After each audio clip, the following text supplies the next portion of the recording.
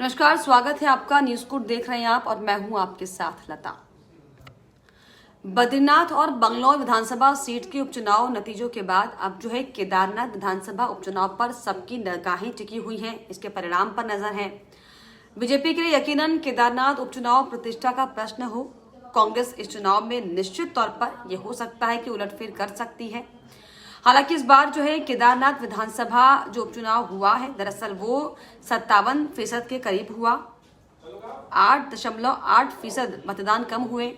किसे मिलेगा केदारनाथ की जनता का साथ, ये सवाल है, क्योंकि 2017 के विधानसभा चुनाव में इस सीट पर 59% मतदान हुआ था, जबकि पिछली बार 2022 में 66% जो है लोगों ने यहाँ पर मतदान किया था।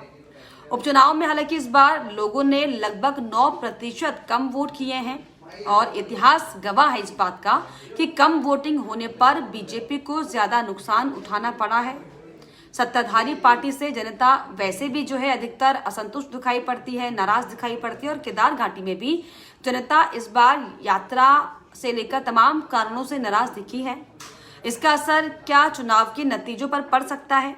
इसके अलावा देखना यह भी दिलचस्प रहेगा कि आखिर निर्दलीय प्रत्याशी और जो यूकेडी किस कैडर की ओर कितना वोट काटते हैं, क्योंकि जिस तरीके से जो उपचुनाव हुआ और उपचुनाव के बाद जो दरअसल मतदान हुआ है उसको लेकर अब लगातार ये सवाल उठ रहे हैं कि क्या जो डर बीजेपी को लगातार सता रहा था अब उसी की सरगर्मी शुरू हो चुकी है, क्योंकि लोगों ने जिस तरीके से कम मतदान में रुझान दिखाया। हालांकि सुबह कितना कम मतदान हुआ ये मैं आपको अपनी इससे पहले की रिपोर्ट में बता चुकी हूँ, और अब जो फीसद मतदान का हालांकि 8-9% ही कम है, लेकिन क्योंकि एक जिला है और काफी फर्क पड़ता है इतने में, इतना फीसद का मतदान होने से।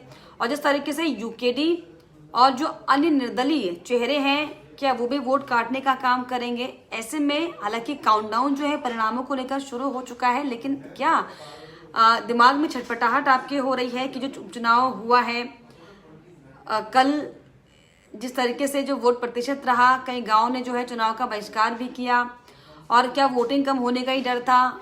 क्योंकि अक्सर ये देखते हैं कि सत्ताधारी पार्टी से जो है जनता वैसे भी नाराज रहती है, अधिकतर असंतुष्ट रहती है, और जिस तरीके से केदार घाटी में तमाम यात्रा की वजह हो, जो वीआईपी कल्चर का जो असर दिखाई पड़ा था, आपदा सामने आई थी और सिर्फ मंदिर का जिक्र यहाँ पर हुआ, क्या जो मूलभूत मुद्दे थे वो कहीं ना कहीं पीछे छूट गए? क्या लग रहा है आपको कि अब जो 23 नवंबर को परिणाम इसको लेकर आने वाले हैं, किसकी सरकार बनती है? हालांकि देखना खास भी होगा कि प्रधानमंत्री नरेंद्र मोदी का जादू केदारनाथ के पहाड़ों में कितना बरकरार रहता है। बीजेपी के नए और उभरते नेताओं की अपनी भविष्य की महत्वाकांक्षा भी इस उपचुनाव के नतीजों को दरअसल बड़े पैमाने पर प्रभावित करेंगी। हालांकि प्रत्याशियों का भाग्य जो है अब ईवीएम में कैद हो चुका है। अगले 2 दिन में जनता जनार्दन का फैसला हम सबके सामने होगा, लेकिन ये खास बात कि 57% के करीब जो है वोटिंग हुई है, और इस बार जो है उपचुनाव में 45,956 महिला मतदाताओं ने जो है बढ़ चढ़ कर हिस्सा लिया। और खास बात यह है कि केदारनाथ जो विधानसभा सीट है इसमें महिलाओं का जो है वर्चस्व ज्यादा है, यानी कि जो महिला वोटर हैं दरअसल वो बड़ा चोट करती हैं। और इस बार भी जो है तो मतदान के दौरान हालांकि कुल 53,526 मतदाताओं ने अपने मताधिकार का इस्तेमाल किया, जिनमें से 28,329 महिला।